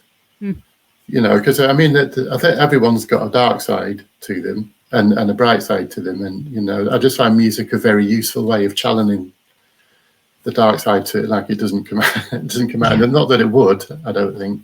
No, but you give it a place to go. Yeah, but if I wouldn't say that, that if I didn't have the music to channel that out on, I'd suddenly go around and start beating people up or. No, but I mean, I think it more often than not, it tends to go inward, right? So it does have to go somewhere. It's some form of energy, and you can't really destroy energy. You can just kind of transform it into something or change it into something else. But so I'm glad to hear that you've got some of you. Although it sounds like it's happy, which is good. I'm glad that you're happy, but coming out in the next couple of songs. So you've got the July 18th release, and then do you have a date for the third one coming after that, or you're not sure yet? I'm not sure yet. I say I might rework an old one while I'm getting another new one together. Okay. Well, and that leads me to my next question there. Like, what's next for you? Do you have stuff that's already in the works? Do you have is it an album that you've planned? Is it singles that you want to put together? Well, what I was thinking of doing was just putting songs out as they come and as I'm recording them. Because what if it took me 2 years to write and record it all? Wow. And it's. Especially with things like Spotify, it's really easy to lose momentum, and then any people who do listen, to get it back. Yeah, and it's not I don't have that many. I mean, I'm not actually after that many listeners. I'm quite old now. I've got no delusions about being on any like pop programs or anything like that, or a record company being. Hey, you're on Vox and Guest. I would say yeah. You've made it. You're it's all down. So what I would quite like is for somebody listening to think, oh, that's a really good song, and I'd have a pop at doing that one myself. And I'm not precious about things, so anybody could cover anything that they heard if they wanted to. I do it with other people's. I'd ask their permission first, though. Oh, good. Okay, so you are gonna just write the songs as they come to you, and then maybe at some point you'll gather them into an album rather than just waiting and releasing something all. I think that's really that's kind of the way the music industry sort of forces people to do things now. Anyway, you can't unless you can crank out an album in 3 weeks or whatever. You're probably going to lose people. So I think that's smart. Yeah, and I can't write fast enough for that as well, and I certainly can't record fast enough for that. No, when It you're takes me a being while to get things together. And exactly, you're doing literally everything. So I think it's okay that you can't do that all instantaneously. Plus, I think it would lose something, if it, some people I know can come out with really good lyrics and really good instrumentation and get it all down really, really quickly. But I think more people need time to yeah, think of ideas and write stuff and get it where you want it. So yeah, I mean, I'm happy because it means we don't have to wait as long for new stuff from you. But it is a little bit frustrating that you can't just have people, remember the days when you used to have to wait for like yes, anything really, like you ordered something in the mail and it didn't come within 24 hours, you had to wait weeks and weeks, or, movies oh, that used to be in the theater and then they would take like 3 years to come out on video. And now sometimes they're out at the same time and you can yeah, so nobody does that with albums anymore. But I remember being a kid going, oh my God, there's a new album coming out in 9 months. And I was all excited and I would actually wait for it. And now people forget it. yeah. They blink and they forget. So I think you're No, smart to do what you're doing. the other thing I found with the albums as well is that because when we used to have to wait for albums coming out and they came out, you listen to them, you listen to every single song and you take in every single song on the album. Right. And now, especially with the streaming things, that you can listen to about 10 seconds or something, then skip it onto the next one and skip it. Right. So you're not getting that whole album vibe. No, and no, it's funny. I was talking to Dion Powderband about this too. The idea that everything is just singles, and you get maybe 20 seconds of someone's attention to either have them decide that they're going to keep listening or keep watching or keep reading or whatever your art medium is, or they move on. And one of the things I love about doing this show is that I allow myself the luxury of sitting and just listening through to the albums. And it's funny because sometimes what I'll do is the first time I listen through, like when I listen to Dandelion, I just listen to it straight through in order. And then I'll put things on shuffle, because I'm just sort of trying. And while I enjoy everything, I experienced it differently when I listened to it as the album, in the order and the way that you put it together and really intended it, I think, to be listened to.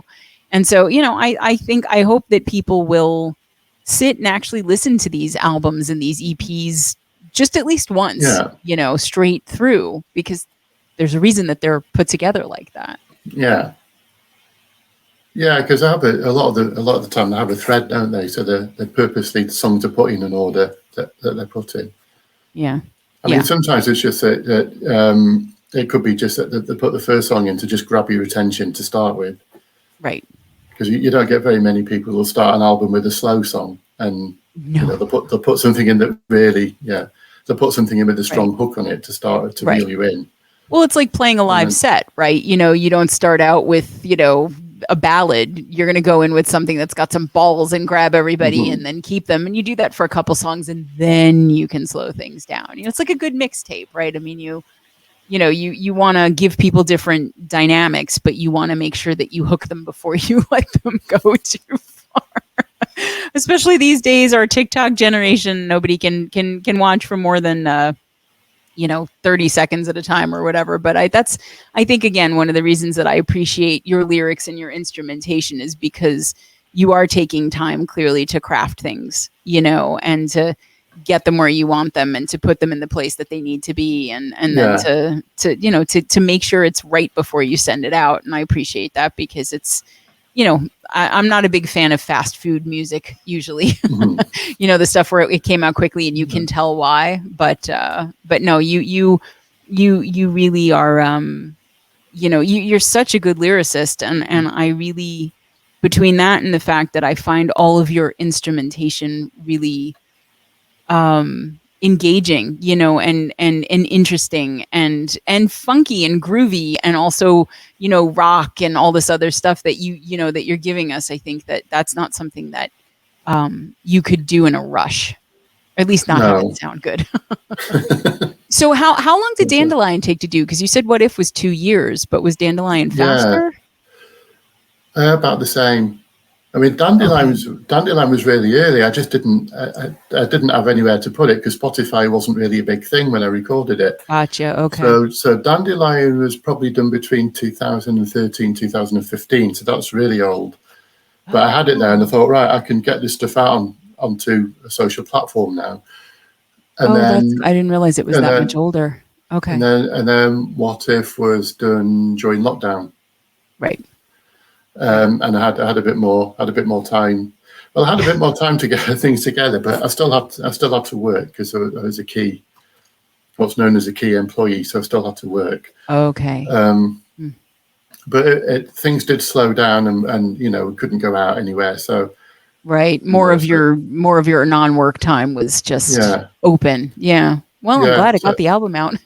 So I thought I might get writer's block with having so much time on my hands and purposely sitting down to get things together. But no, it didn't.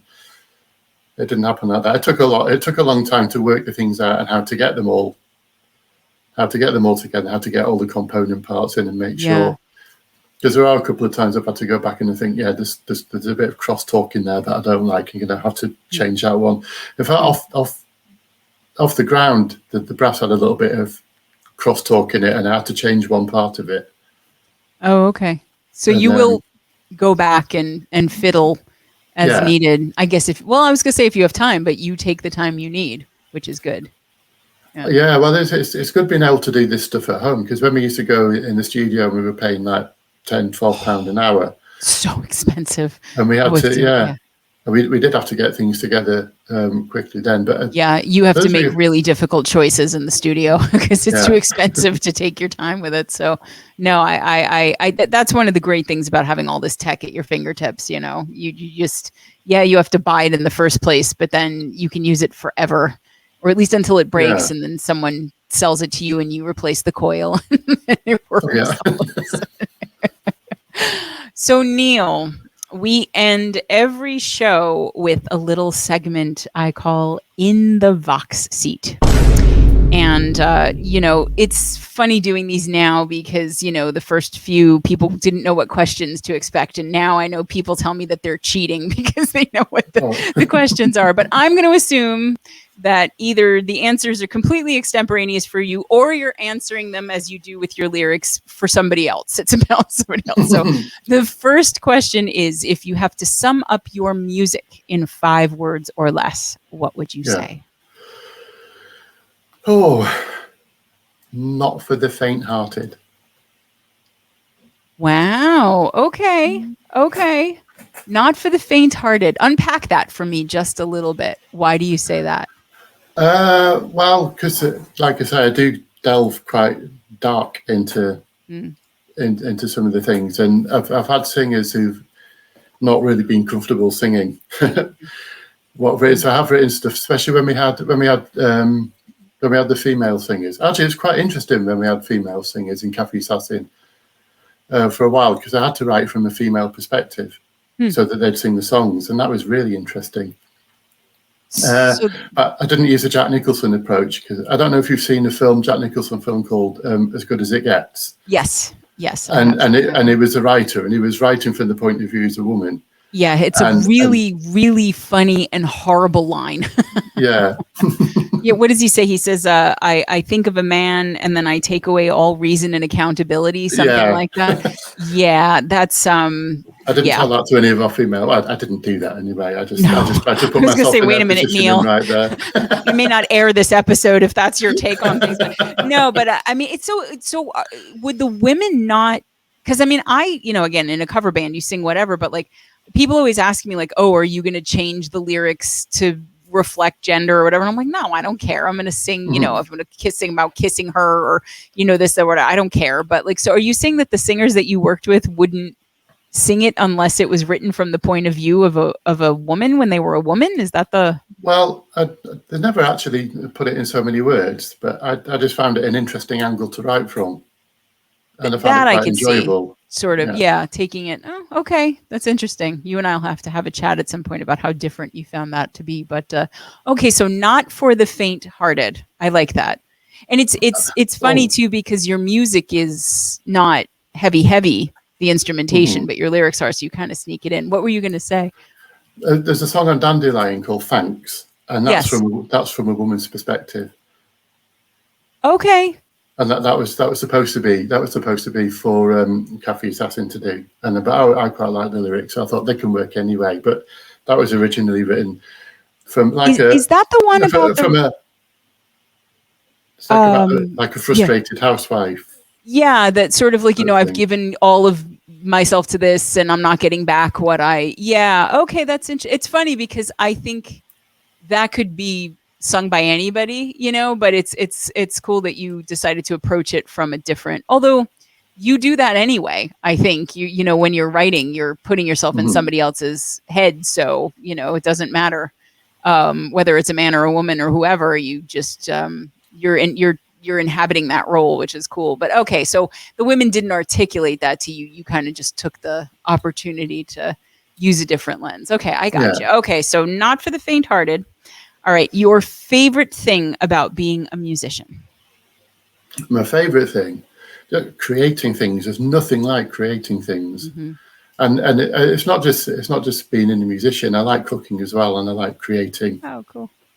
Different things to eat and experimenting, but the music more than anything, because there's no ceiling. There's no point at which you think, right, I'm gonna have to stop this now, and there's no point. And also, you can't turn it off. Anyway, I've tried deliberately sitting back from it, and you just can't do it. And but yeah, it's just when you've produced something and you're listening back to it and you're thinking that 2 months ago that didn't even exist. Yeah. And then when something exists outside your head, and you're like, and sometimes you get a wow moment, Yeah. And then when it connects with other people, for me, that's a favorite part too. It's just like, wow, something I made affected someone else like that. That's very cool. I'll tell you what got me. It's another song off Dandelion as well, and it's called "Caught Up in the Headlights." Yes. And I was on holiday in Gibraltar, and I just sort of had a look at my Spotify just to see, because I had about 4 monthly listeners, and I had a look and I was only doing it to show my brother. I said, "Yeah, this is how popular I am. There's only 5 people listening to me." And I looked at it. I've got 200. Where did that come from? And that's cool. Yeah, they're all from Helsinki as well. Well, most of them, because majority are from Helsinki. So that must have resonated somewhere in Finland. Okay. I mean, I'm trying to think what about that would specifically just grab people from Helsinki, and nothing is leaping to mind, but except for it being a good song. But okay, that's the vagaries of media. There might be all Nick Drake fans, because I was going for a Nick Drake feel of acoustic guitar and strings on that one. And okay, yeah. I could see, well, maybe. I don't know. That's the thing. If you get too into looking at the numbers of anything, it will make you mad trying to figure out the logic of the whole thing. I really like. We have songs that have done incredibly well on YouTube, and I'm like, that one. Really? Like, why that one? And you don't know what's going to hit with people, but I don't know. I guess it's just being grateful that people are listening, right?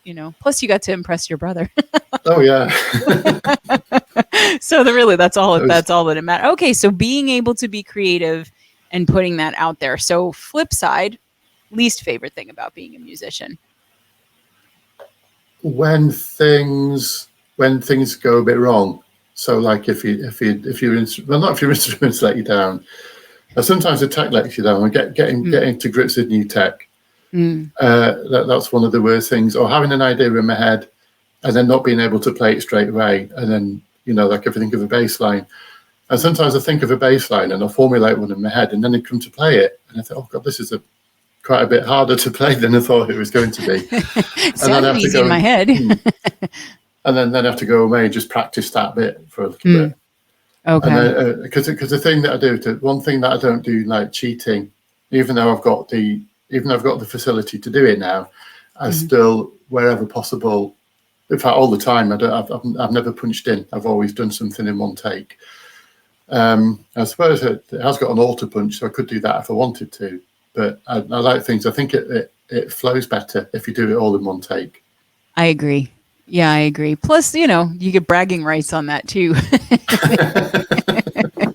I mean, it's completely sometimes fine. it works. Sometimes it takes Yeah. about like 10 or 20 takes, especially if I've written something that's a bit challenging. Yeah, and you have some solos in there that are definitely, I could see if you're doing that all in one take. That's really impressive, actually. Because studio, it's so easy not to do that. It really is. I mean, I've done that in the studio where they're like, okay, pick up the vocal here. I'm like, okay, good. I'm glad I don't have to do like these 8 bars or whatever. But like, it is. I know what you mean. There's it's not momentum, but there's just a wholeness to it when you're doing it in one take like that, Yeah. and the energy can be different from take to take too, so if you start in one place and then you end up on the second half of it, from a different energy, it doesn't flow the same way. So okay, but you are not a fan of anything that blocks your creativity, whether it's the tech getting in the way, or you have to take time to sit there and nail a certain part or something, and you can't move as quickly as you want to. Okay. Yeah. I don't mind sitting down and nailing a part, because it's all part of the end product at the end of the day. Right. And so it's all part of making it sound as good as you can make it sound. Yeah. I suppose if I did bite off more than I could chew, then I'd have to simplify it in some way. Yeah, but I don't think you've done that so far. So what are the odds, right? Yeah. Well, I've not done anything because I like playing like slap style bass, and I like playing it, but I've never put it in a song yet. Mm-hmm. And maybe that's something to think about. It doesn't record terribly well, though. I could see that it could get muddy, or muddy other things up at least. But I mean, I know people do it, so maybe that's just something to See, there you go. You have to do a heavy rock collaboration with a female singer. Yeah. Using slap bass. That's it. It's like a game of Clue, Miss Scarlet in the library with the lead pipe or whatever. This is what you have to do now. This is your musical homework assignment. So, okay, I'm really interested to hear this one, because I don't know what you're going to say based on our conversation about influences. But if you had to pick one album to listen to, just one, for the rest of your life, what would it be? See, there's a couple. I mean, I know there's a couple, but the first, I might do a Queen one, because I quite like the Night of the Opera album for Queen. Another one that it'd be a toss up between that and the Jeff Wayne War of the Worlds, because I really like that as well. And that's you're getting a double whammy. Okay. Yeah, it's like all this backing music, and then they're just reciting bits or telling the story, glossing over it more than anything. War of the Worlds, but the music's brilliant behind it. Oh wow! Okay. And, yeah, I'll have to listen to that. I could quite easily take that on the desert island if that was the only thing I was allowed. Okay. All right. So either that or Queen. Okay. I think either way you're in pretty good shape.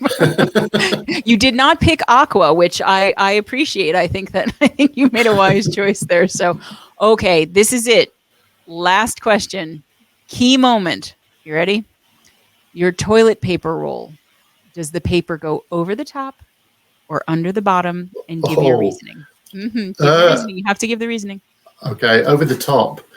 Okay. My reasoning for that really is because it's just easier. It's easier to pull from there than it is from there. You got to think about it. And also, if I get up to go to the toilet, say at night, I try not to put the light in if I can help it, because that stops me getting back to sleep when I go back to bed. Too. Yeah. And if it's around the other side, it's just a little bit more difficult to get. But somebody put this in analogy for me, and they said beards are better than mullets.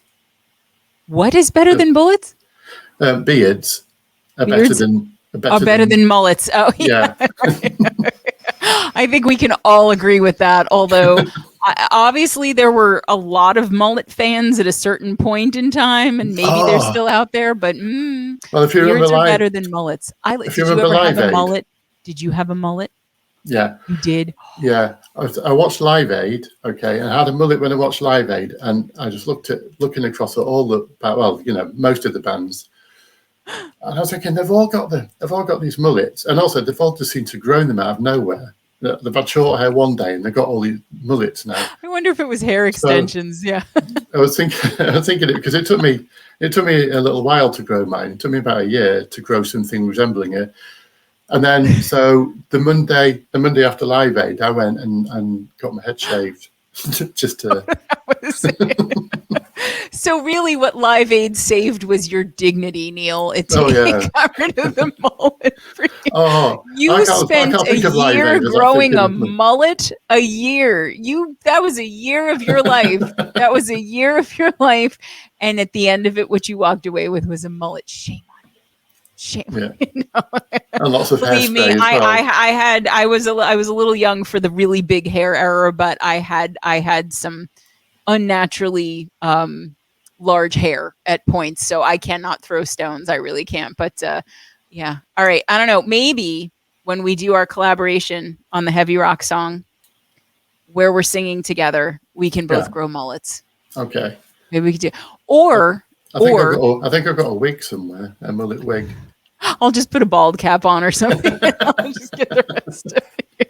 Or just slick this part of my hair back. I'm sure there's a good way to fake a mullet now. It will. Then people will have to wait a year for the collaboration. I don't know if it'll be worth it because now we know how long your mullet takes to grow. So okay, so beards are better than mullets. I like it. Any thought that gets me into a conversation about a mullet is okay with me. So I appreciate that. Neil, you are a sweetheart. I've had so much fun talking to you today. And it has. It's been super fun. Thank you very much. Oh, I'm so glad. No, and I really, guys, go listen to the music. And when you do, pay attention to the lyrics. Most of Nelioz's music has lyrics on Spotify, not all of it. And most of it is not time synced yet, but you can scroll. I know you know how. And just really absorb it, because it's thoughtful writing, it's smart writing, and it's apparently a lot of fiction writing because these are things that did not actually happen to Neil. But Neil, thank you again. It's been so nice to finally meet you and get to talk to you and see you. Oh, it's been great. Resplendent in your Death Pigeon t-shirt. Oh, yes. Let's give him a little plug there. All right, guys. Thank you for watching Vox and Guest. We will see you next time. Bye. Thank you.